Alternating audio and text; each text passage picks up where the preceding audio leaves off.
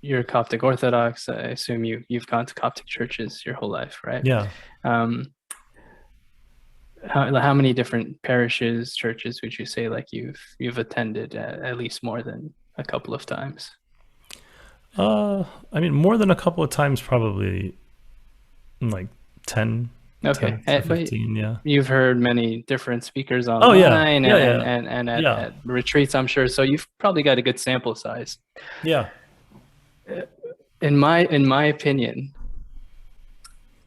I think there needs to be like some kind of instruction for like Yeah. sermonizing. I think Yes. like there's so much like I appreciate I don't get me wrong, I appreciate the emphasis on the Eucharist and the liturgy, but for many people, they need that sermon after the gospel, the homily,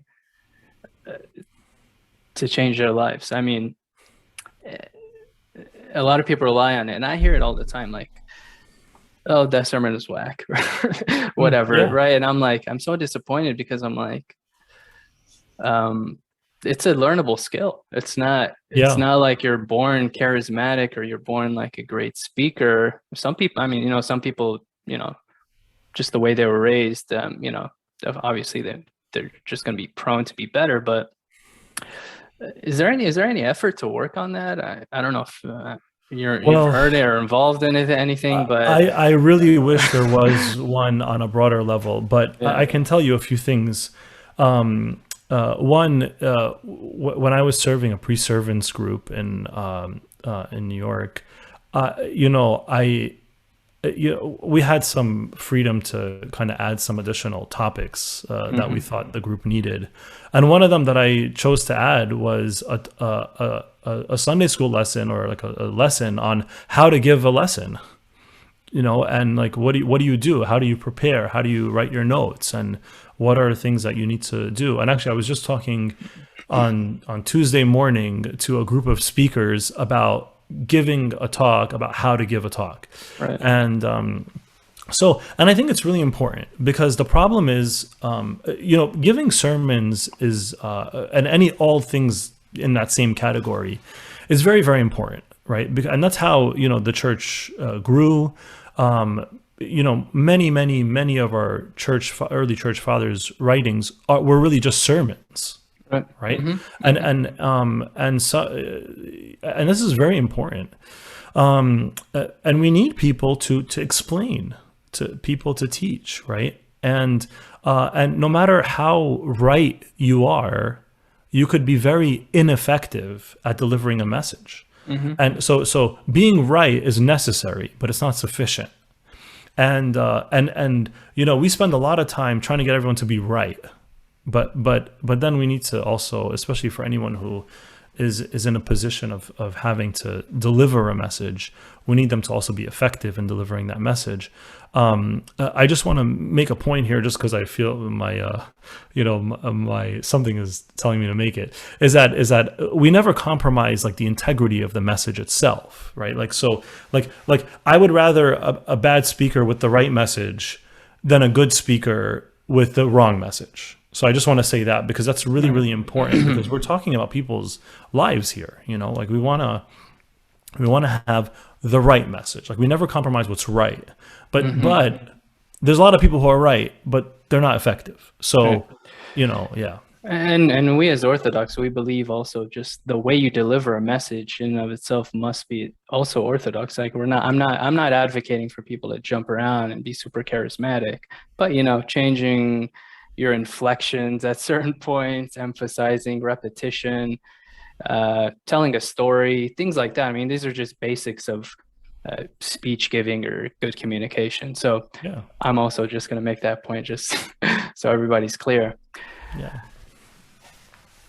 Yeah, and I also, by the way, sorry, Mhm. just to Yeah, say this, yeah, go ahead. like, Yeah. I don't feel, uh, sometimes we can become a little too rigid about, an Orthodox style, right? But Right. but what is Orthodox style? It's just like, first of all, it's being true to what was delivered to us over the early centuries of the church, like what what Christ gave us, what the apostles preach, and what the fathers kept, as Saint Athanasius says.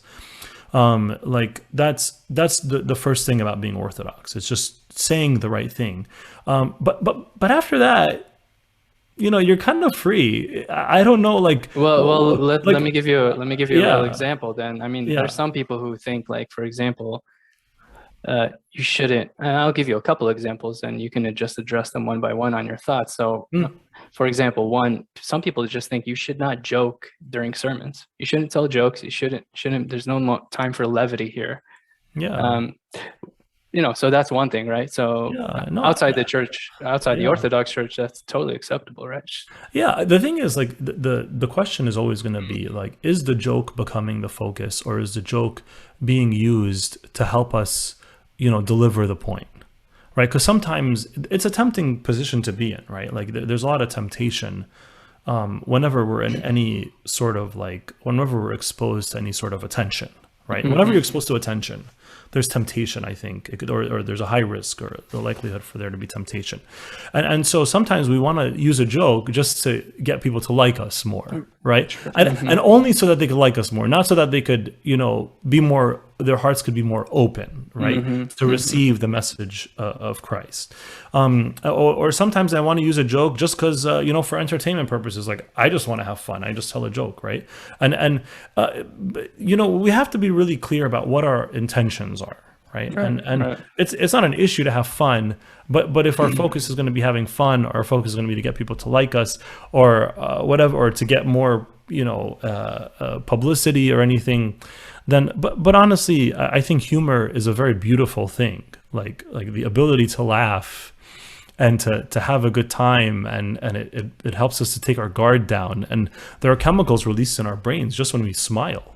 Like these are all, like, really good things. I mean, God designed a lot of these wonderful things. It's okay to laugh. No, It's agree. wonderful. I agree with you Yeah. totally. I agree with you totally. And we could use a little more humor Yeah. and laughter. Another one that's not really an issue here in America, American Orthodox churches, but there's a big figure in Egypt, very famous priest, Abuna Makary. I don't know if you've heard of him, but he'll mid-sermon start singing songs, and he gets a lot of backlash for that. I never really understood it. I think that's really I think that was something that Martin Luther King Jr. used to do as well, not sing songs per se, but just include kind of like hymnals or kind of like little gospel tunes and stuff that the people knew, that the people could kind of, at that moment when he's getting kind of like a crescendo within his speech, he might say something that everyone knows, so they can say it with him. But I think he got a lot of flack in Egypt, continues probably to get a lot of flack. He's the priest who excises a lot of demons. Yeah, I haven't heard, like, I don't have a lot of, like, exposure to anything in his service. But I think the principle still applies. Like, why am I using different approaches, right? The reason why I use different approaches is to minister, is to do the work that God wants me to do. For example, one of the speakers that I love so much, that I do have more exposure to, is Abuna Dawood Lam'i. And when I would attend the retreats that he would speak at, he could sometimes go through like 6, 7, 8 lectures a day, right? And he breaks them up, right? And with between lectures, he'll do songs, and it's really nice, very, very nice, and it's a very organized thing, and it's really nice. Sometimes, I could be giving a talk, and I connect it to something in our praises, and I just say a verse or two from our, like, tasbih, our midnight praises. So it's not like a very, I think sometimes, culturally we might have like a big issue with like anything that moves our emotions, and once something moves our emotions, we can kind of jump on it and say, no, this is not right, this is not orthodox, this is not that. But I think we need to kind of flex a little bit, and see, like, God wants our whole being, our emotions, our spirit, our body, our mind, our heart, everything. He wants everything, right? So as long as we're not manipulating or have bad intentions or using anything for our own benefit, then I think we could be a bit more flexible in our approach. I agree. Okay, so let's jump to